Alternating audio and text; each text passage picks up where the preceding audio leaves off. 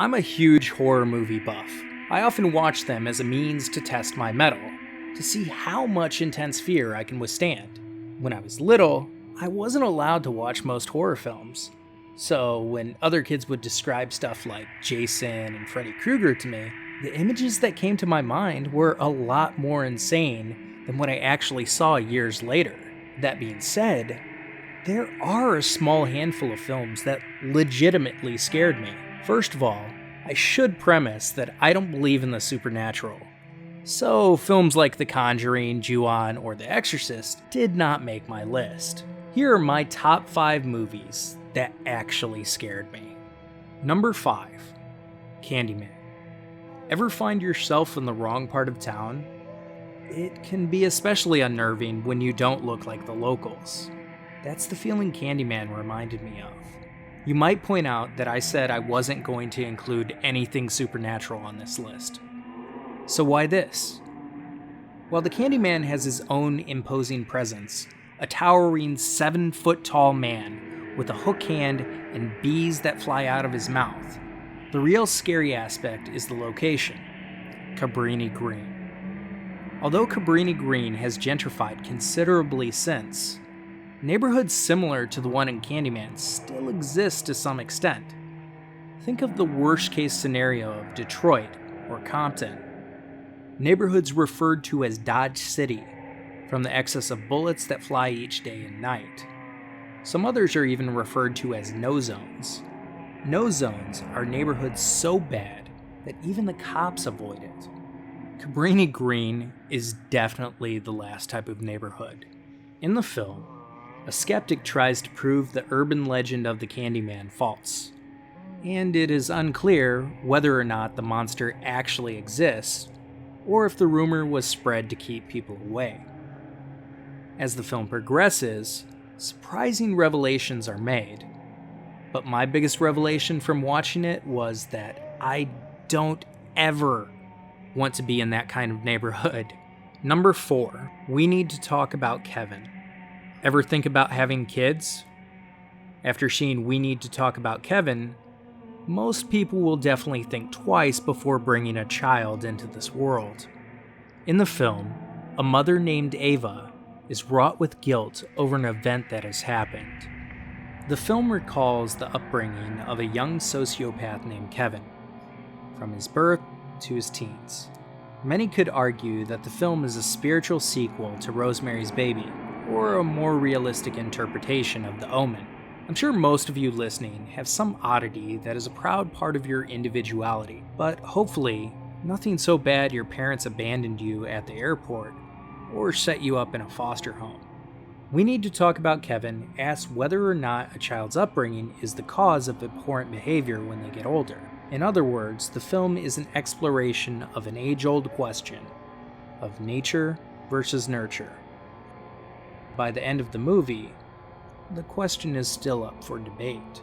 There have been arguments and studies that state the psychological condition for those who lack empathy, sociopathy, is genetic. The film definitely hits close to home in a way that will make you think twice before ever bringing a little bundle of joy into the world, or in this case, a monster.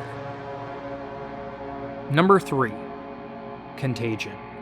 You ever see a sick person coughing on public transportation?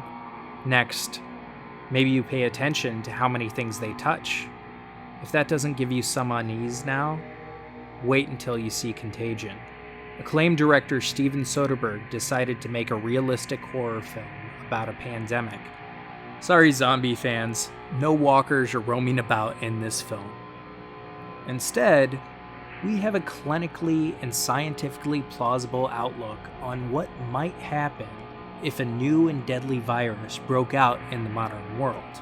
Would you be immune, or would you be among the millions to die? On top of that, could you survive the hordes of scrappers scrounging on the world for supplies?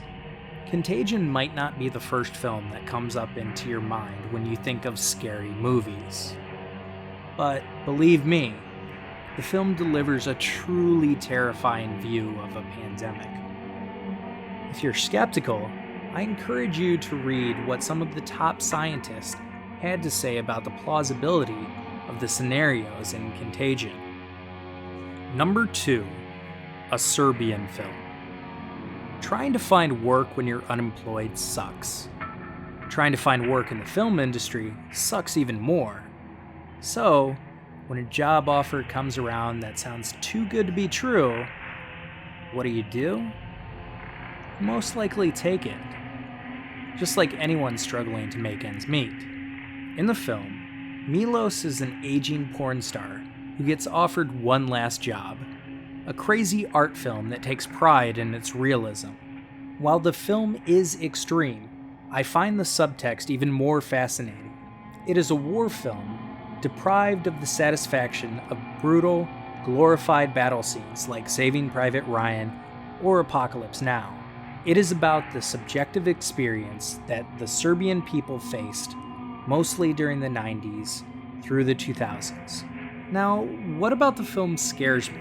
At one point in the film, Milos loses all control and becomes a monster. After the disturbing scene which the film is infamous for, he is drugged and forced to do unspeakable things.